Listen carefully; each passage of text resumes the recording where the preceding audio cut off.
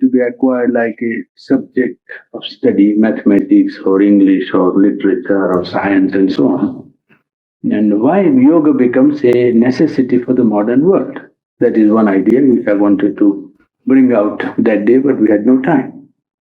Now that brings in the more important question of human culture to the fore. That is to say, what is the aim of a culture? What does a culture ultimately meant to lead to? And what is the nature of present culture which is now dominating the whole of the world?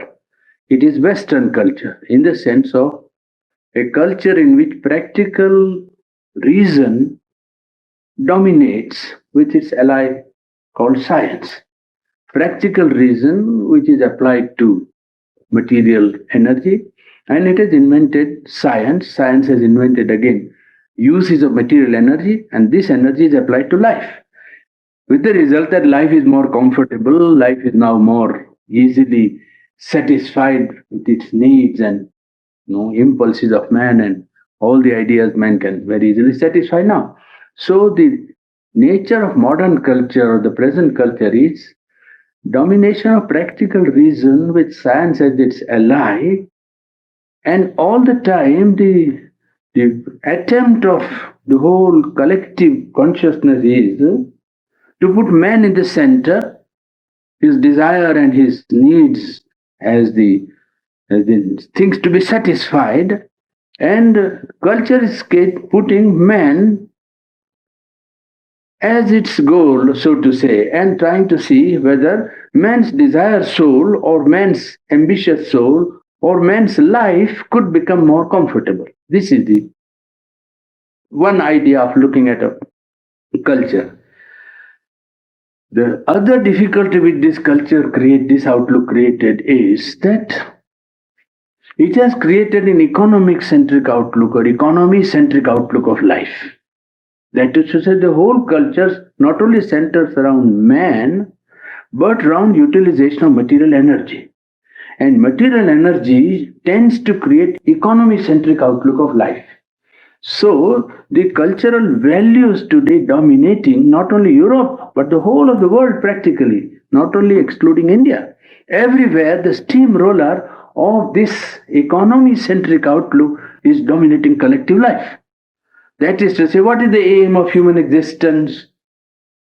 Not merely practical reason and science and application to life, but also putting economy in the highest value of collective life. There was a time, for instance, let us go back to 2,500 years, Greek culture. Now, in the time of the Greek culture, there was intellect. Reason was not lacking, but it was idealistic reason, not practical reason of today. It was a mind that was curious, not utilitarian.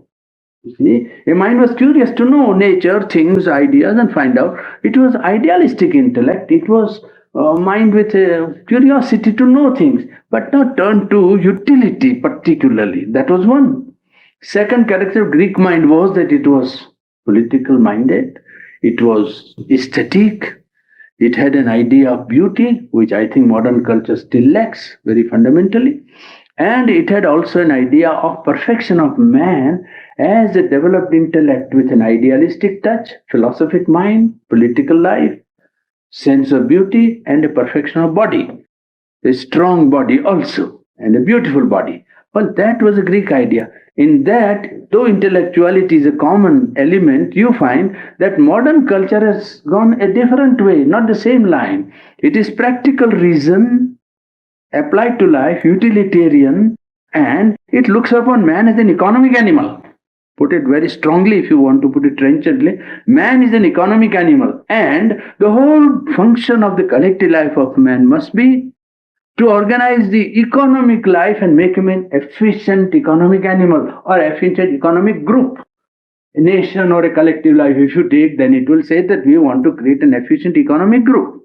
Yes, this is one way of looking at it. And that has been now, if you go back to past India or Greek or any Greece or any other country, you find what was the highest man or the best man? Then in India they will say Rishi, a seer, Yagnavalkya, or any great spiritual figure. That is at once it will come to their mind. But the greatest man, the highest type, the perfect type of human being, Gautam Buddha, or you will say Krishna, or somebody who is spiritually high. If you go to Greece, they will say Socrates, Plato. Yes, suddenly that time come to anybody's mind at once. Today, if you say, oh yes, Ford, Rockefeller, immediately you see the difference immediately. Yes.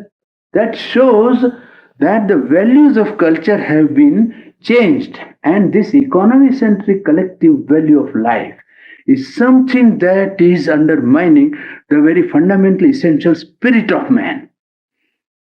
We must now, therefore, if we want to create an integrated culture, a perfect culture that is worthy the name of man or the human dignity, then we must restore in collective life the higher values. Ethics, idealism, you see, religious life, spirituality, it is that which must be the highest goal. Yes, economic life is necessary. Organization even is necessary. Science is necessary. Whatever conquest this human spirit is attained in any field of life is the gain for the whole of humanity. We must have science, we must have progress, we must have organization. But economy is not the central pivot of man's existence. It is an important item of individual and collective life. Man is a productive animal, and therefore, his economic life must be organized as an individual and collective. And by doing so, man will be saving some energy, utilizing the resources of nature to the best, so that he may develop into something, not that he may go on accumulating, which is stupid. It means, if you look at it absolutely detached, from a detached point of view, it will look as if man is confronted with an infinite treasure of nature, say a mountain of gold. And the attitude which modern man seems to have, though if you tell him, he will say, no, that is not my attitude. But that it will boil down to, if you analyze the motive forces which is moving the whole cultural life of man today, that he is in face of a golden treasure or a golden mountain. And he thinks 70 or 80 years are given to me. So like a robber, let me rob as much of it as possible. This is all that it comes to ultimately. You see, you are in face of an infinite treasure given to you without your asking. You don't know how and when and how it happened. It is there. The way to look at it would be, or should be, that yes, how to now be thankful for what is given first, and then to see that the motive forces of the human consciousness, is it all this instinct of acquisition and possession, which if alone is given a chance, it would be robbing. It is all the time as it were a treasure is to be robbed. Well, you are in face of it. Has been there since eternity. No worry about it. There is fear. They always are afraid. This will be exhausted and that will be exhausted. And people always say sun will become cold like ice one day and everything will go to as if it was in their power to do all these things. It's all right to have your hypotheses and ideas about these things. These are not in human hands. But that's another matter. We are only talking of the attitude of modern culture to man's highest fulfillment. Wherein lies man's fulfillment? Restoration of higher values of life, ethics, morality, religious life, idealism, sacrifice, some sort of, rising to a plane which is higher than economics. But that makes the fundamental character of modern culture. And because the highest spirit of man is in danger of permanently being overpowered by this economy-centric outlook, that a spiritual attitude towards life becomes necessary. One. Second point is that if you look at it from the point of view of philosophy, the idea is that there is an opposition between matter and spirit. See, in the world of spirit and in the world of religious life or spiritual life or philosophy, there has always been an opposition between matter and spirit. And there has been outlook in which matter has been affirmed and spirit is denied. There are philosophies and religions that always say that matter is, something to be rejected, to be denied, to be thrown away, and spirit is all and everything. There are outlooks which say, no, spirit is everything and matter is nonsensical, idiotic, because matter creates all the difficulty for the human spirit. This opposition between matter and spirit has been at work, and it is now at a kind of a crossroad in the human culture. That is to say, now Man has come to such a mastery over matter that he may as well say that, well, this is enough if he is an animal. He may say, well, I have got now infinite mastery over matter, and what does it matter whether a spirit exists or not? With the mind only, without going into deeper realities of the spirit, I have got a mastery over matter. So, what is you bothering about a spirit which I don't immediately feel? This opposition really is not true and real. This opposition is apparent.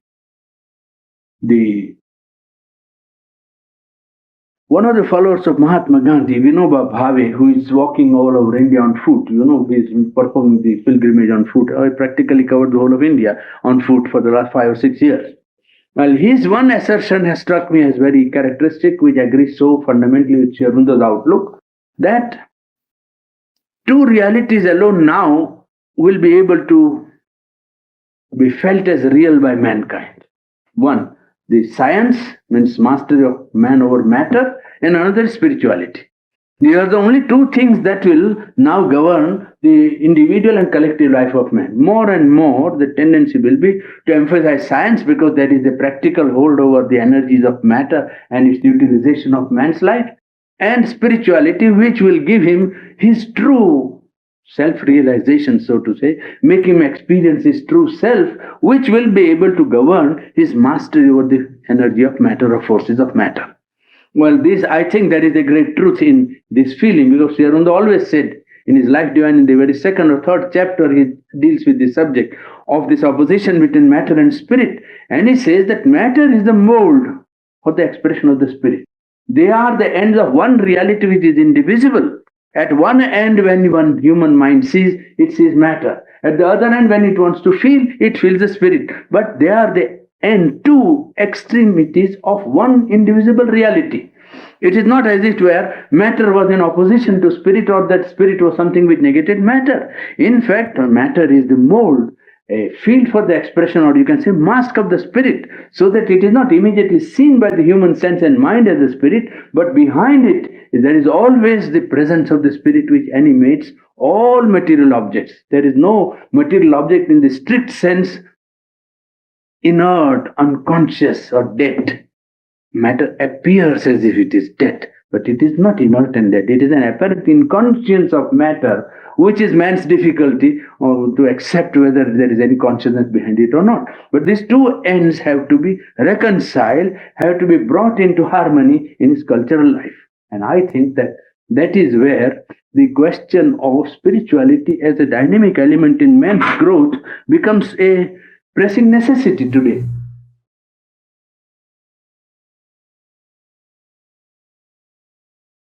There are people who might say that we might revive our religious life. But religious life has now, the forms of religious life have outlived their utility more or less everywhere. And this bringing together of all the dynamic elements of life today by scientific progress and the means of transportation and communication has made unity of mankind almost a pressing necessity. You cannot get out of it.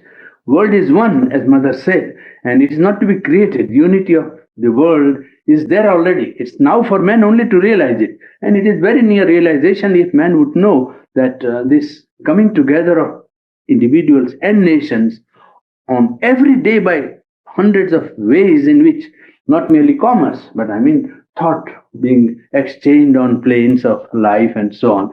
And there's some pressing inner necessity which makes them feel that now the world has become too short and small, and therefore the unity becomes more or less such a necessity that man cannot avoid it today. That makes the restoration of all forms of religion rather difficult, because religions, I pointed out last time that it is two parts. You see, an inner core of experience and an outer organization for life, a social organization of religion, or you might call it an outer, ceremonials and rituals, and a social aspect of it which has done some good, now has ceased to be a living inspiration to people to realize the truth of religious life. Can it lead man to his self-development?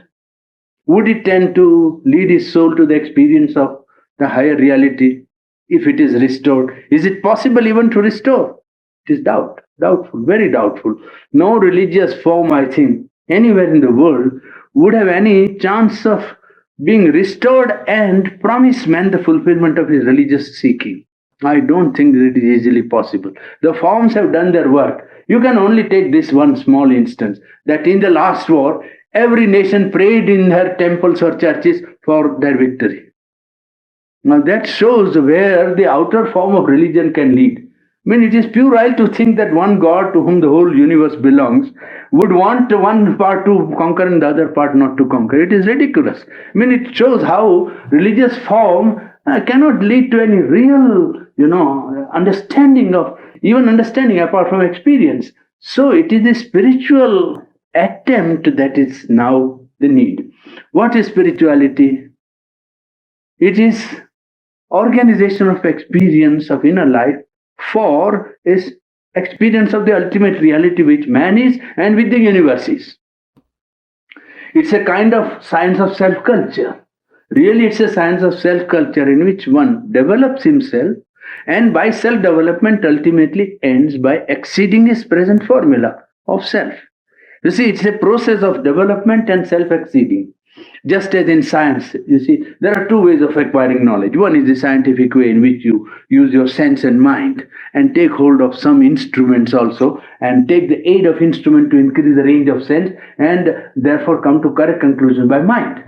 Well, just as you take a telescope or a microscope and then you say the enlarging capacity of the microscope, no, 1 million times. Then you say, no, that is not 10 million times. And you go on never stopping the increasing the possibility and capacity of your instrument. In the same way, the psychology of man also is an instrument which is capable of development. You see, just as in the increasing the range of sense and the possibility of mind acquiring the knowledge of matter, one does not admit any limitation. In the same way, in the seeking for life, seeking for the truth of mind, or seeking for the truth of the spirit, there is no limit. If we had limited the potentiality of matter, we would not have come to handle the vast reservoir of material energy. If some scientist said, oh, we cannot do this work within science, this is not possible, then you would never seek, never search, never experiment. In the same way, if we categorically simply say, oh, such a thing cannot happen, then naturally it cannot happen because we will never try. So that there is no point in limiting the potentiality of life, in potentiality of mind, and potentiality of the human spirit. Spirituality is the organization of experiment or experience in the development of the inner capacity so that just as the instrument, the microscope and the telescope increase in range, in the same way, the vital capacity, the mental capacity, the psychic capacity of man is increased. The very instrument by which man is acquiring knowledge is made subtle, and the very development of subtlety makes it stronger. So that you increase the range, the subtlety and the power of psychological instrument by what is called spirituality. Spirituality is not magic. It's not extraordinary or abnormal. What is normal? Even normal life of man is abnormal. You say normal means many people seem to live in a certain way, but that way itself is abnormal. It is not normal from the point of view. And the fact that man is not able to be satisfied with his present constitution, like the plant or the animal. The plant and animal are quite happy. There is no disturbance in their inner constitution because, well, they are subjected to a process by universal nature. And universal nature does everything for them.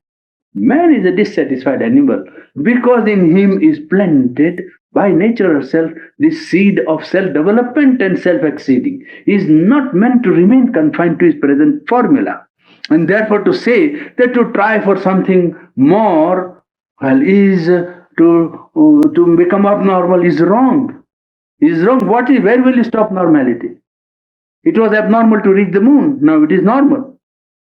Is it not? It was terrible to think that one could reach. The poets only wrote poetry about the moon. Never thought that one could reach the moon. But now one thinks it can be done. Well, even the same way, the possibilities and potentiality of the spirit have to be granted and attempted, because there is no limit to the potentiality of the human spirit. even human life.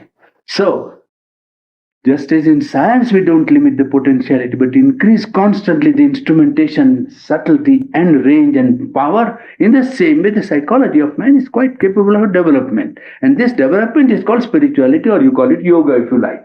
The yoga is therefore a process by which one undergoes self-culture or inner culture with a view to realize the ultimate reality of his own existence, the ultimate reality at work in the cosmos, because they are one. There is one truth at work. Well, this brings us to the problem of what is yoga. I referred in the beginning of talk to this economy-centric outlook, which is now undermining ethical, idealistic, religious and spiritual values of man's consciousness. And Sri Aurobindo's yoga is the first attempt in the realm of yogic life where one is made to answer this question: is it possible to organize individual or collective life on the spiritual seeking of man?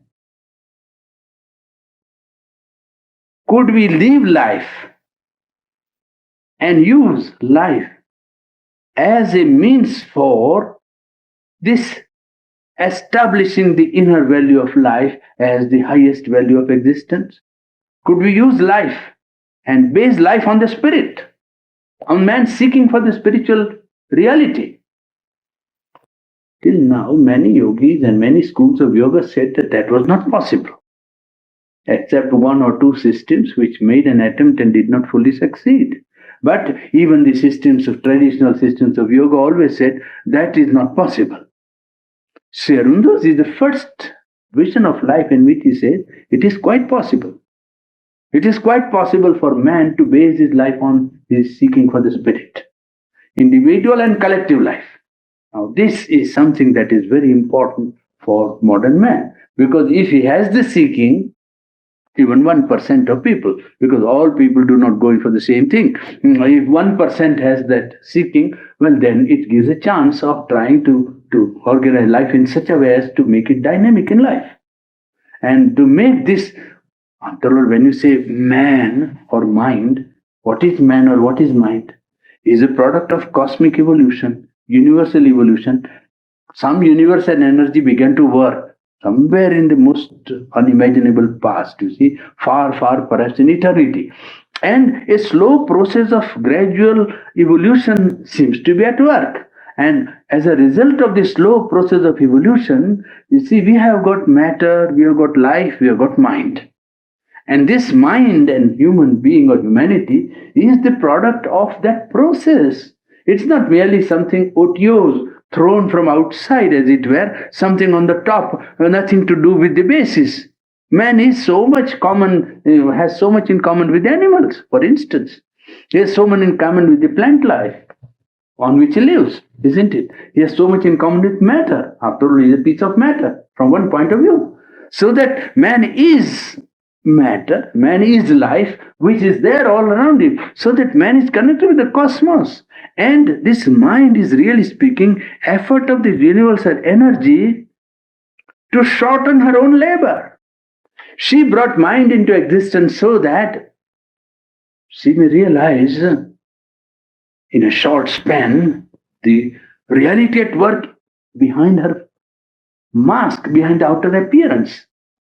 Man is a product of nature. And when man seeks reality, it's nature in man that is seeking reality. It's the universal nature that is really working in man. Man is wrong in thinking he is something exceptional and special and particular. There's nothing. He is a product of the cosmic process, the universal process. And he is seeking for a reality. The universal nature is seeking in him for a reality. That is why Sri Aurobindo, in the beginning of his book, the famous book, Synthesis of Yoga, said, all life is yoga. That is how yoga is connected with the whole universal process of evolution. Only all life is yoga of nature. All life is not conscious yoga. All life is yoga of nature. And nature works with, slow process. Nature is slow. And nature is wasteful. She can afford to be waste. She doesn't mind. If the design of a flower is to be changed, it is not done by the flower or the plant. It is done by nature. And she will take 200 or 300 years to bring about a change in the design of a flower. See, she doesn't mind. So, yoga of nature, the whole movement of universal expression that we see in ourselves and around is moving towards the reality. And in man, it tends to become a self-conscious and a quicker process. It is supposing you have a flow of ocean and you throw a piece of wood into it. Well, there is tide, it is going to one direction. There is ebb, it goes into another direction. Then after 24 hours, if you see, it has moved from the original position, some here, some there, like that. It has moved somewhere, not exactly where you threw it. Yes, that is ordinary process of nature. You say this is nature's life, yoga. If you take life itself is also moving towards the divine. But it is moving so slowly that it will take millenniums if man is left like that. You take a man of 20 or 15 and try to study him. Go to his life at 50 or 55 and you will see he has made some progress. In the young age, he was full of, stupidity, ignorance, and self-consciousness, egoism, and selfishness, and so on. When he has grown, he has understood that he must consider other people and sacrifice himself, do something for his family, responsibility. He is more quiet. He was, short-tempered when he was young. Now, when he has grown, he is more quiet. He's also considered for other people, and many things he has learned. He is patient, many things. But it is such a slow learning that self-development, self-exceeding will take for him for centuries and eons. Yoga is a process of shortening this process. It's not like a log of wood thrown into the ocean of time, where ebb and flow simply make man go backward and forward, and some progress is made by centuries. Yoga is like a steam launch, where you make a decision and go to the point which is intended. You see, that is yoga. A conscious effort at self-development, a conscious effort at self-exceeding. Shorten the labor of universal nature and arrive at a self-development and self-exceeding. How does one do the yoga? What is the meaning of the word yoga? Yoga means union. Union requires two things, always. If you take a cart or a horse and a bullock, and you put the two together, then say, now these two are in union. And then you know that has become real unit. Cart was there, the horse was there, or the bullock was there, and when you put the two together, they are in union, yoga. They are yoga, they are joined, they are in yoga. And then it becomes a integrated whole. Cart alone or horse alone would not do what the two together would do. You see? Now, you take two people who are in love with each other. When they unite, it is yoga, union. It is creative. You see? You take ocean and the river. The river goes and meets the ocean. See, yoga. Meeting of the river and the ocean, you see? So that yoga is union. Union of the individual consciousness with the reality which he is. The individual taking his being, ascending to a higher level, which is quite potential and possible to him to attempt, and coming in contact with his highest reality. When he has contacted the highest reality, he tries to bring the power, the light, the consciousness of that reality into his life. That is the attempt in yoga life. How to attempt the yoga? All yoga is attempted by some instrument or some power of nature with which one starts. What are the chief powers of man's psychology? His intellect, emotional being, willpower, nervous system, physical body. Mainly, I'm not talking of complications and actions and reactions of his psychological parts. Man's constitution psychologically is made up of intellectual being, mind, emotion, feelings, willpower, power that makes him decide and act, nervous system, and physical body. So yoga can start with any instrument of nature. You can start with the body and build up a system. We have built up in India called Hatha Yoga. You see, which you start with the body, but it will not remain confined to the body only. It will affect your nervous system partly.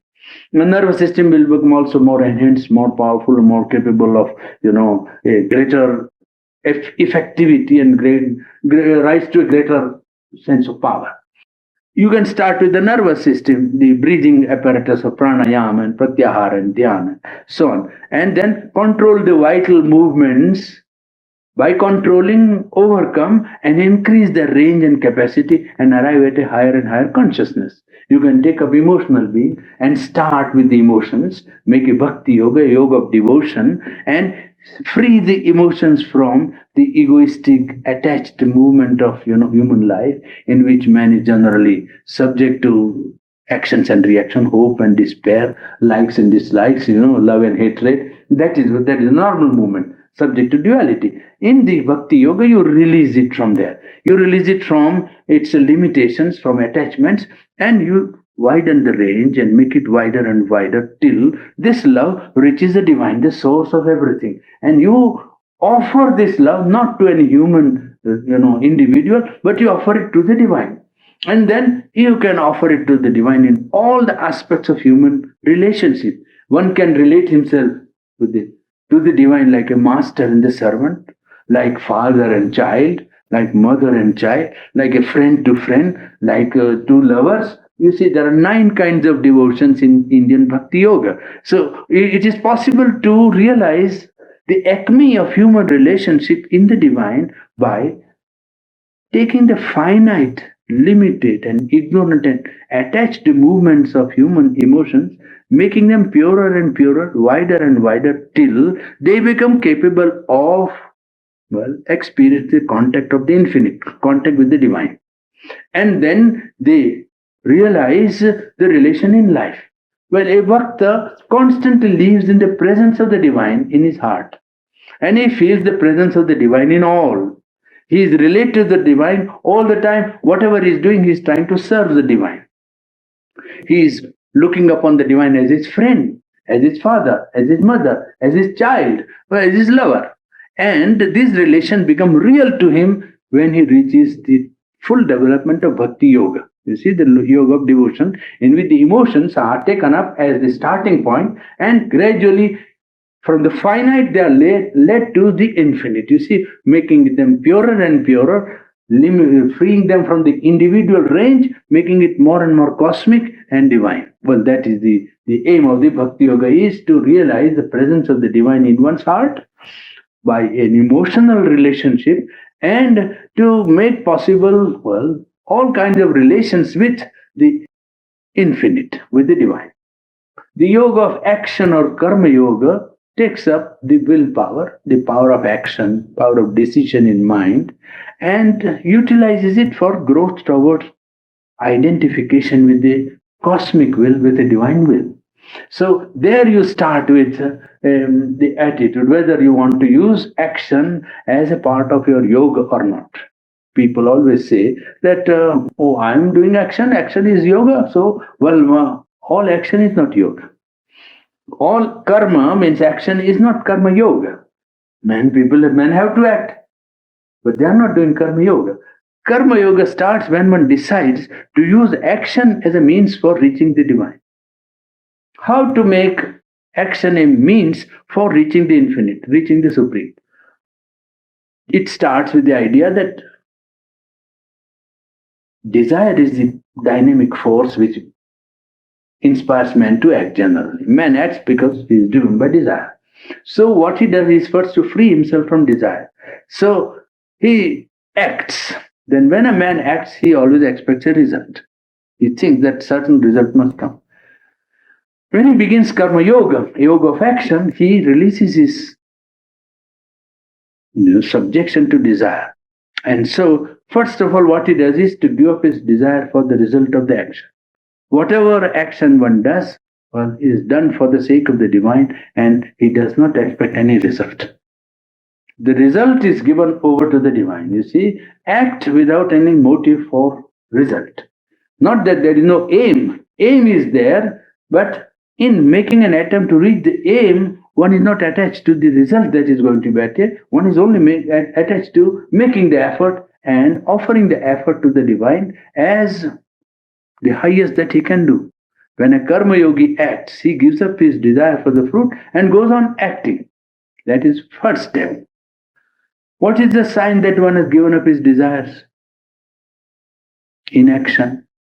The sign is equanimity. The sign is samatha. Whatever the result of action comes, but the consciousness is not disturbed, either elated or depressed. If the success comes, one is not elated and say, oh, what a wonderful thing.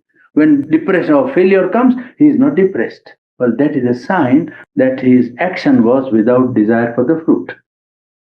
You see, Gita is the greatest scripture for organization of the science of karma yoga, yoga of action. There you will see a careful study of the Gita will show you, particularly his essays on the Gita, will lead out, if one is very careful and a good student, he will be able to make out steps by which he will be able to organize and even have tests for his own progress in the karma yoga. You see, the sign that one has really done action without attachment to the fruit is the complete preservation of equanimity of temperament in the mind, in the heart, in the vital being. Nothing is disturbed, whatever the result. That's a sign that one has tried to act according to the dictate of karma yoga, first step. As a second step in karma yoga, one gives up the sense of being the doer, the egoism of the actor. You see, one is always full of the sense that I am the actor, you see. When one does the karma yoga for the sake of uniting his consciousness with the consciousness of the higher power, what he does is to remove from him the egoism of the doer, the actor. And this he finds it easy to do if he just watches the power that acts in him. When one watches the power that acts in him, one finds that he cannot claim that the power is his own. It's very difficult to believe and to seriously accept the idea that power that acts in oneself is his own. If you watch the power that one has, one finds that power is given to him almost. He has got it from his parents, from his teachers, from his friends, from books, from society, from religion, from tradition. All that has gone to give him what he is, what he has. It is not as it were, it is something that he absolutely got and from nothing else. No, it is a power that is in him, but it is not unrelated to not only the past, but to the whole of humanity practically. It is some power that is at work which seems to work in him. The more he watches the action of power, the more he becomes conscious that the sense of I being the doer is not completely true. Nature acts in him. A universal power acts in him. Intellectual conviction, if you call, but that is universal power of mind. If you say a decision of the willpower, but it is given to him. It is not as it were he individually is fully responsible for what he does. It is a universal power that is delegated into him and which is acting. More and more he becomes identified with this universal power, more he finds that it is able to work more effectively, that it's able to take away egoism from all his motives, and then his actions become a kind of sacrifice to a universal will that is at work in the universe. There is a will that is working in the universe. And when the karma yogi has reached a stage, he finds that his action, his will, is only one offering in that cosmic sacrifice which is going on. A great sacrifice is at work. A cosmic will is operating. A universal power is acting. And it is one item of the universal power which the individual represents. And whatever his will, whatever his power, is offered as an offering in the cosmic sacrifice. So that one wants to know what is the intention of this energy at work. All his individual intentions will be given up, and he will want to identify, harmonize his will with the will that is at work in the universe, work in the cosmos.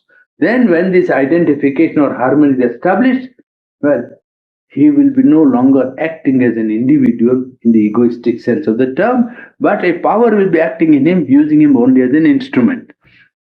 Well, that would be the karma yogic process. In the Jnana Yoga, you take up the mind, the intellect, and the intellect wants to know things, wants to know the truth, wants to, you see, emotion feels, widening of feeling and making them infinite. Mind wants to know, vital wants to act. You see, life force, action, attachment, victory. Emotional being, feeling, expansion of emotional life, freeing it from its bondages till it reaches the infinite and the absolute. Well, mind seeking for the truth and wanting to know. You see the fulfillment of the impulse to know. Well, there the mind comes to realize and want to find out the truth. And the present mind of mankind today in the modern culture says that there is no beyond truth beyond. But the mind that is subtle and seeking the truth, well, has an intuition that there is a truth.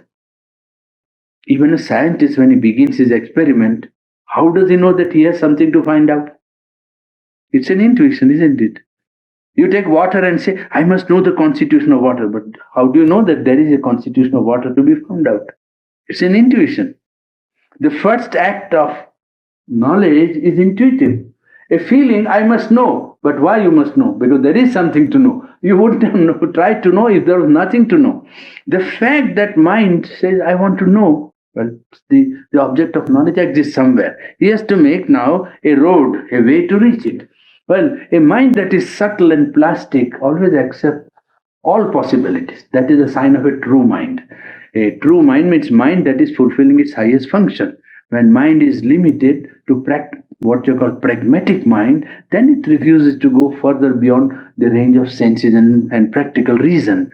But idealistic and true function of the mind is to seek for the reality and know the truth. That's all. It wants to know the truth, not to utilize the truth. It is not interested in what will be the result, how much I will gain if I know the truth. Truth is known for its own sake. That's the function of pure mind.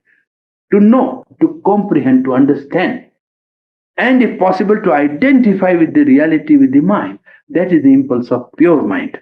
Well, that makes a Jnana Yogi. You see, he wants to know. And then, in that case, he first discriminates.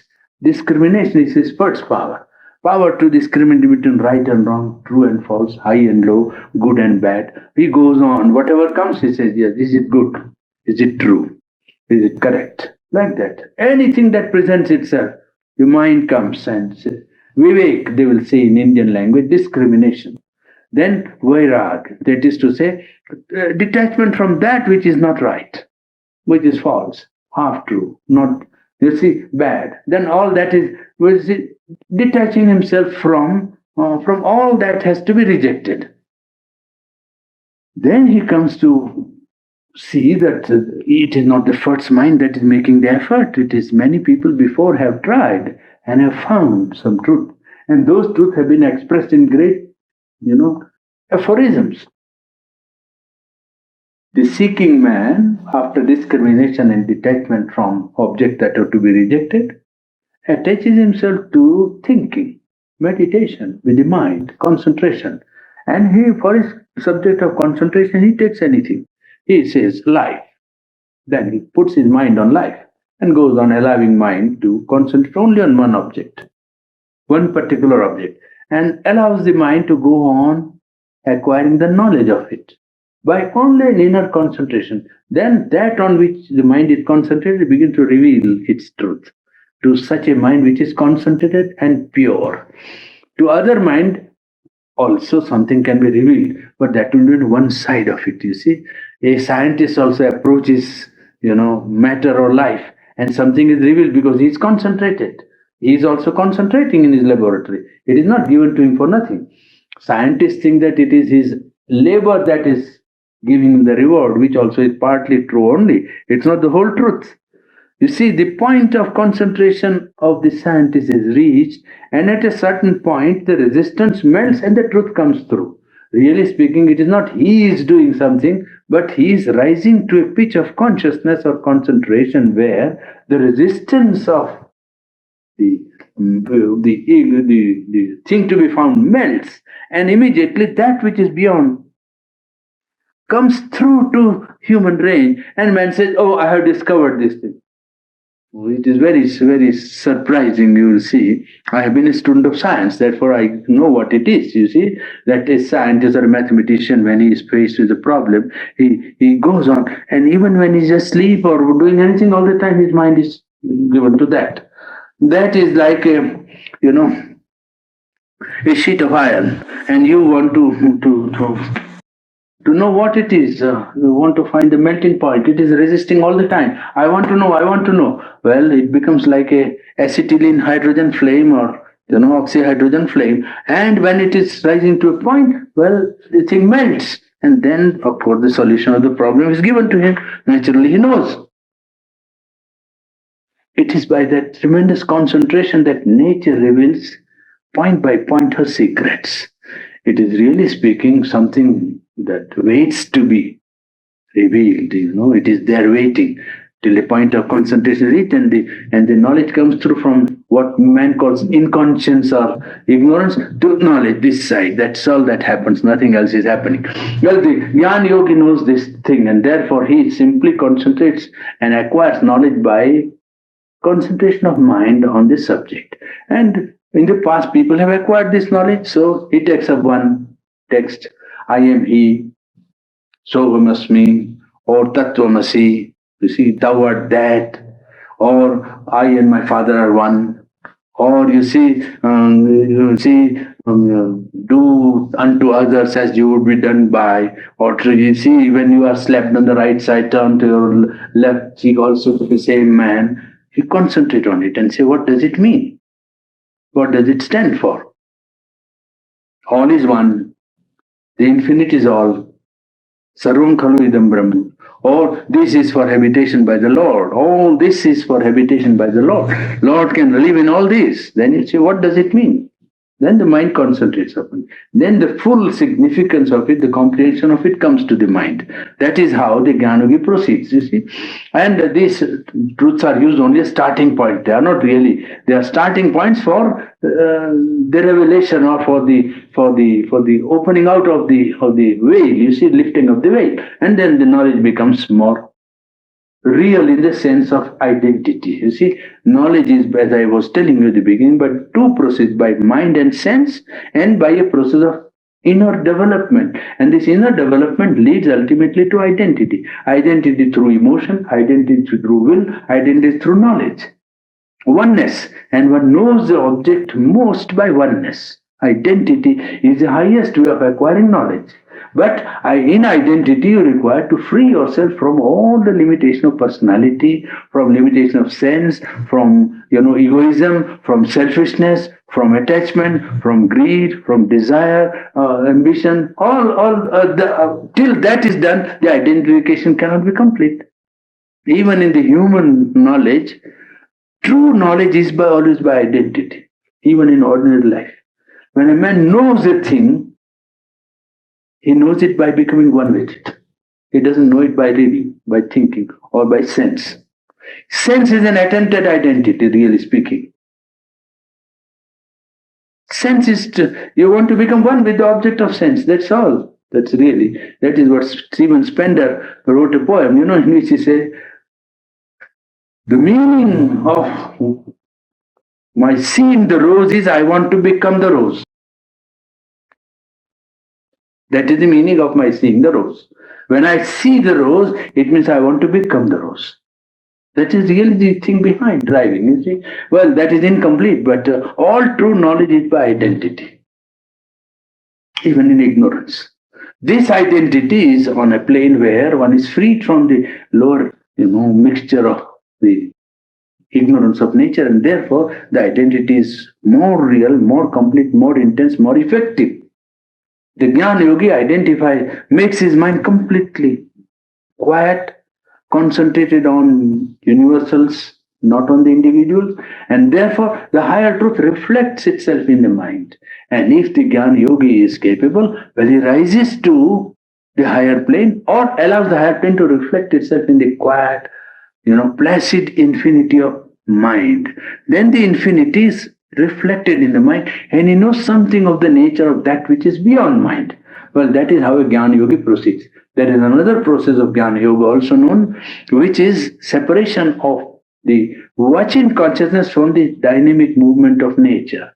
Purusa and prakriti. Prakriti is nature, purusa is the part of nature that can watch with detachment. You see, one can practice Jnana Yoga on a different basis altogether. It is by separating himself from nature. One starts with the idea, well, am I the body? Then he goes on, see. Oh, yes. When the body is ill, I can say the body is ill. So the one who says the body is ill is not the body, is it? Yes, that's it. You see, this is a very fine story in the Upanishad. Bhrigu went to his father, you see, Brahma, and said, I want the knowledge of the infinite truth. He said, yes. The gods went and the demons went, the titan. You see, the titan and the god together went to the supreme and said, I want knowledge, to the rishi, to the seer. So he said, yes, you want to get knowledge, I'll give you knowledge. What is the knowledge you want? We want to know the self. Self, all right. He brought a vessel like this and filled it with water. In those days, there were no mirrors. So he brought the water and said, look inside. You see, in a big vessel of water, like that, filled it with water and said, you want to know the self, is it not? All right.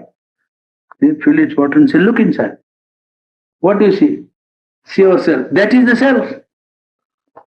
So they went, both of them went. The titan was happy that he has seen himself.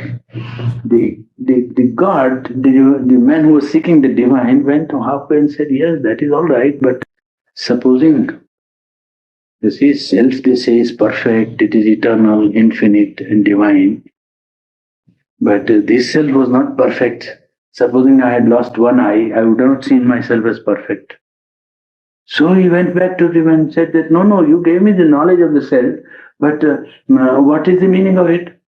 Self is always supposed to be perfect. We heard that when you say self, self means something that is infinite, divine, perfect. But this self is not perfect that I saw here. I can have one eye, I can have one hand cut off or one leg, and then I'll be lame or I'll be blind or I'll be one-eyed. What is this? So he said, yes. You see, when you lie down and sleep, then you have dream. Yes, he said, that is true. That even if I am lame, in the dream I can run. Yes, even if I am, you see, disabled in body, in dream I can be perfect. So he said, that is yourself. So I said, you see now self. He said, all right. He went home. And then he went. Halfway he said, yes, he told me right, that when I am asleep, the self, bodily self may be imperfect, old or decrepit or, wounded, but the dream self is perfect, it is all right, it is happy and it can go, it can be very. Then after some time he said, but in the dream sometimes I weep, sometimes I'm unhappy in dream. And they said the nature of self is that it is never unhappy, it is always delight. He came back and said, you told me that what is this? The self is perfect and the self that is in dream is perfect. But in dream I suffer, sometimes suffer. I weep, I'm happy, sometimes I'm unhappy. But they say that so self is always in delight. It is infinite and perfect. So he said, yeah, that is true. You see, then he gave him a further instruction to make him feel that the identity was with the cosmic spirit. Well, I was telling you about separation of the self, that there is a process of knowledge in which one says, am I the body? No, I am not the body. Then am I only desires? Then he said, no, I am not desires. I am not a bundle of desires. Because I can see my own desires as if they were outside and not within me, so to say. I can be moved by desires, but I can detach myself and look at my desires as if they belong to somebody else. So I am independent. Then he said, am I the mind? So is man body? Is man only desires and impulses? Is he only ideas, thoughts, suggestions that come to him, even ideas of philosophy? The Jnana yogi who practice the separation, purusa and prakriti, nature and the self, stands on a ground of detachment and watches the flow of nature quite outside himself. He feels that nature is flowing and he has nothing to do with his nature. He is only witness, he is only seer, he is only detached onlooker. He is looking at his own nature and passing judgment as he was passing judgment on somebody else. What a fool he is, or what a rogue he is, or what an idiot he is, and he completely knows that that is not himself. From this witness self, he can acquire the control of nature gradually. He can refuse certain movements in his nature and say, these movements I do not want. He can allow certain movements, he can disallow certain movements. Then he is gradually establishes mastery. Thus, slowly he goes step by step from the witness to the consenter, from consenter to the supporter, from supporter to the enjoyer, from enjoyer to the Lord, so to say. He becomes the master of himself. That is another process of Jnana Yoga. Well, these are some of the psychological processes which can be practiced. Now, Sri Aurobindo brought a greater truth than these, in the sense that the Jnana Yogi was generally isolated from life, because in order to concentrate like that, he has to separate himself from life. And more often than not, he used to develop only his intelligence or mind, but not necessarily his emotional being or his willpower. The Bhakta took up his emotion, and in order to carry out his Bhakti Yoga, he would have to isolate himself from activities of life, because life would not allow him to fully carry out the items of Bhakti Yoga in life. So he has to create a special mode of life. And secondly, they would generally, the Bhakti Yogis, the devotees, omit or neglect intellect or mind. The seeking for the intellect, they would say, well, what is that dry? Mind is dry. You see, the Gyan Yoga would say emotion is ignorance. What is the meaning of man feeling emotion? You see, there was an exclusive path leading only to fulfillment of one instrument of nature. You see, Sri Aurobindo for the first time came and said that this is not correct. The total instrumentation of man has a right to fulfillment. His physical body, his nervous system, his vital being, his willpower, his emotional being, his intellectual being, all must be fulfilled in the divine. There should be no exclusion, one. And there should be no compulsion or to create a special mode of life. You should be able to pursue the goal of spiritual reality in any mode of life. It's not necessary to have a special mode. That is where he brought in a new element in the practice of yoga by making it almost available to anybody in humanity. He freed it from tradition, first of all. There are no traditional forms of yoga. All these forms, I have given you only the principles, but there are forms attached to each. And the Bhakti Yoga, you will have to do a certain sign and then worship an image and lighting the lamp and then waving the light. All that I have eliminated because it is secondary from my point of view. I only brought in the principle. But each one has a process and a tradition and, a lot of detail. Well, all that he put aside because he thought that if that was the goal for the whole of humanity, all this is secondary. This is not important. Important is the movement of man's consciousness. Therefore, he put away tradition aside, forms of tradition aside, and generalized the essential, quintessence of all the effort of past yogas into psychological processes, making it almost international, in the sense that anybody who wants to do and said, I have a spiritual urge, I want to make my religious experience concrete. All right, does he want? That is, he has to decide, as I told you last time. It is Sri Aurobindo doesn't say that you must practice yoga. No. If you want to practice, there is no bar. There is no necessity to accept a book, accept an outer process or a traditional mold. It is necessary to ask one, do you want? Well, then there is a psychological process which is quite rational, quite understandable. Step by step you go. This organization of synthesis of all the parts and an integral approach, fulfillment of every natural instrument of man, his intellect, his emotional being, his vital being, his physical being included, well, that makes a special, contribution of Sri Aurobindo to modern humanity. Because that would be then making possible spirituality as a dynamic element in man's life. You need not abandon life. You can take up life and raise it, so to say. Use it first to reach the spiritual truth. Use it as a path, so to say. And when one has reached, to bring down the light of the spirit in life. Well, that would be something so different from the past that you can say it's a departure. What does his yoga then consist in? He said this is all right so far as that goes. You have to decide whether you want to do the yoga or not. So yoga is voluntary. One. Secondly, the process of concentration can be brought into effectivity by concentrating on aspiration for the truth. So he says aspiration is one element in his yoga. Aspire. Then you can aspire in the mind. Aspire in the emotional being. Aspire in the vital being. Aspire in the will. Aspire for the truth, for the light, for the supreme. So during life, whatever you might be doing, the mind, the intellect, if it is wanting the spiritual life and has got a urge, it must aspire for the truth. So constant aspiration for the truth, for the light, for the supreme. Aspiration not in one part but in all the parts of human being psychology, in all the instrument of man's being.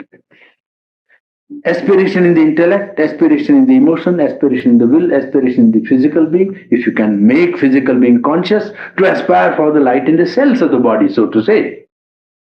That's it. So aspiration, intense, constant, sincere. That is the first necessity in his yoga. You need not give up anything, but you decide whether you want to do it. Well, then you aspire. You are conscious in your emotional being, immediately you turn your aspiration to fulfillment in the divine and put the aspiration into form, whatever form it comes. You sit down in meditation for some time to accustom yourself to meditation. Well, what do you meditate upon? You aspire. Aspiration is like a fire. In the ancient Vedic language, they will say, you must have fire before you can do sacrifice. Without fire, there can be no sacrifice. There can be no growth without the flame of aspiration. Aspiration is the flame of fire. Fire in the human heart for the truth, for the light, for the supreme. That fire must be constantly kept burning. And in that fire, to keep it burning, one has to put his desires, his impulses, his egoism, his greed, his likes and dislikes and hatred and attachments and everything. You must throw aside. When the aspiration is rising, all the elements of ignorant nature that arise have to be rejected. So an element of aspiration in all the parts, then rejection of that which stands in the way of fulfilling the aspiration. That is the second element in his yoga. Rejection. Rejection of that which stands in the way of fulfillment of the aspiration. Aspiration for the truth, well, if anything contradicts it in nature, one must be able to reject. That the individual yogi or sadhak has to do. Third is surrender to a truth which is self-existent within and without, all over. You can feel it either within you, around you, or above you. As you feel, you surrender to the truth and seek its help. Because man's ordinary idea is that he will do the whole job. Man feels that I must do everything. This is a partial truth. Man's effort has a place, as I told you. Aspiration, rejection, and surrender are to be done by man. The rest of development of self-exceeding has to be done by the divine's help. One cannot exceed his present formula by his unaided effort. This is a great element of Sri Aurobindo's yoga which people hardly understand. Just as you can't sit on your own shoulder. One can't sit on his own shoulder. Yes, somebody, yes, can do it for you. That is to say, do something to... Well, if one has to exceed the present formula of man, the divine help is necessary. And divine is, from normal point of view, divine is somewhat abstract, some absentee landlord. God is like an absentee landlord who is not managing his estate but is retired. This is the normal idea. Oh, poor God doesn't know anything. We have to bring everything to his notice. Then only he will know. These are very imperfect and childish ideas about God. You see, he was so extra cosmic and so distant. How can anything reach him? What we do is what we do. He doesn't know what we do. Most, very full of half-truth and wrong and falsehood about God. Divine, if he has any meaning at all, there is no point of space on which he is absent. And there is no moment of time in which he cannot act. That is the one definition of God which people have to understand. Divine is the most dynamic reality you can imagine. This dynamics that you see is nothing. It is not even a blade of grass. Not even a blade of grass. All cosmic power that you can conceive on the plane of matter or life or mind is nothing. That is God. A power that is dynamic. No moment of time in which it cannot intervene. People think, how can God have to do with my family affair? You don't want to give it. Say that. Be honest. I don't want him to interfere. There was a soldier in the last war, you see, and an Indian soldier told somebody, a European soldier, that why don't you pray?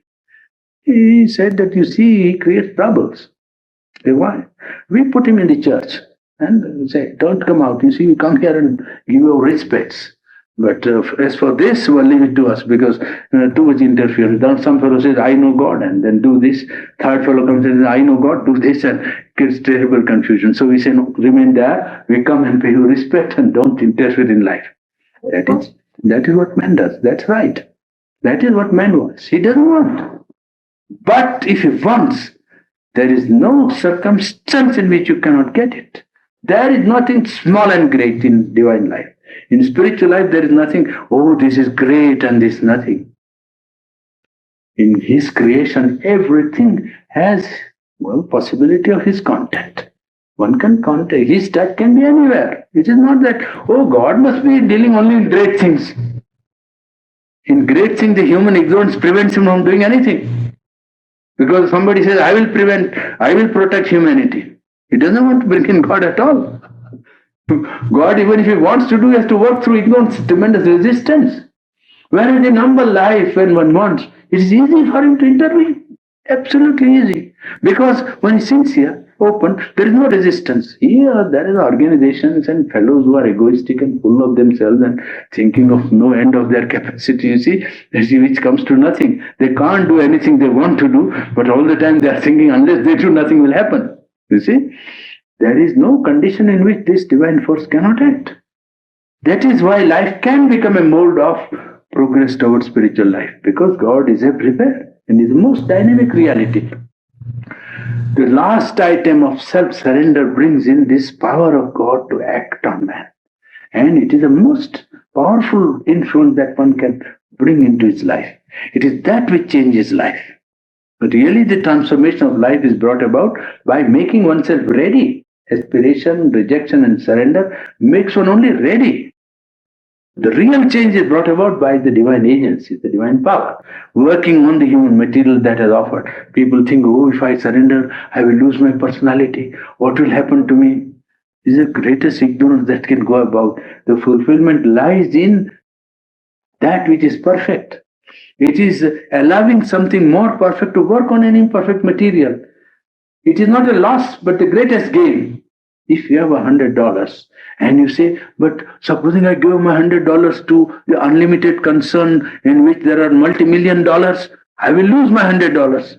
You forget it. You become a partner in a firm in which there is no limited capital. Self-surrender is not a loss, but a tremendous gain. You cannot gain more than by surrender. Because it is the opening out to yourself to something which is absolutely unlimited in power, in consciousness, in its effectivity. That is the power of surrender. And it is that which ultimately fulfills the aspiration by transforming the human being into the mold of its own intention. It is the fulfillment of divine will in life, which is really the fulfillment of man. Man is here not to fulfill his ego, but to fulfill a will that is at work. And to allow this will to work, surrender and aspiration are the two great powers, with rejection given as a condition for making oneself ready for the transformation. When one is ready, then the transformation is done by the help of the higher power. Then one is fulfilled in the divine will. After one fulfills the divine will, there is no greater fulfillment of man than to fulfill the will of the divine in his life, individually and collectively. You can create a collective mold of life, a group of life, people who come together to reach spiritual truths by life, and then bring in the light of the divine into the life. It is quite possible to create a collective mold also. Well, that is where Sri Aurobindo's yoga stands, with the three great movements of aspiration, rejection, and surrender. The man is made, capable of approaching the truth. And when he has approached the truth and realized it, well, the road is open for the light to come down. This I very often call the sunlit path. It is a sunlit path, so clear and so easy that many people think it is not a path. When you tell people that, how can they do? What is there? There's no process. We must have a footpath to go by, you see, and so on. This is like 100 miles road on which you can go slow if you like, you can run if you like, you can take a car, you can take off with a plane. It depends on how intense, how sincere, and how earnest you are. It's a raw road, you see, it's a sunlit road. That is 100 miles, and it is so wide that people don't feel it a road. I know. I have talked to many people and say, but how can that be? It is. I said, look, if you want to walk slow. There's no hurry. If you have a cycle, go by cycle. If you have a car, you can take and go quick. It depends. Are you intense? Well, you will make a quick movement. It is there for you to take advantage of. Well, that is what Sri Aurobindo has brought to humanity, and I think that is what promises man's rational seeking for a fulfillment of his religious and spiritual life. And if man says this is rational, Sri Aurobindo would say not only rational, it is inevitable. It is not only rational, inevitable. In the scheme of things, one day it has to work out. Well, by allowing it to work in oneself, will be only allowing a universal truth to realize itself in us. Whether we like it or not, it is going to one day work itself out. The best that one can do is to put himself on the side so as to side with that which is already coming. Because it is one day going to happen, there is no question, because some fulfillment of man must be there. And it can be only along this line of realizing that which he has dreamt for ages together. Well, I think that gives you a rough outline of the yogic process, which is regarded as mystic and marvelous and abnormal. There's nothing more normal than yoga from Mother and Sri Aurobindo's point of view. Yoga is, she says, and they say, is the most normal thing if a man wants spiritual truth. If he doesn't want, then of course naturally there is no compulsion. He can follow ordinary life, which is open to everyone, which one does follow. Yoga is when you decide to reach a spiritual truth or reality. Well, then it is quite a normal process of growth and self-exceeding. And when one exceeds himself, he fulfills the divine will. And to fulfill the divine will is the highest privilege of man.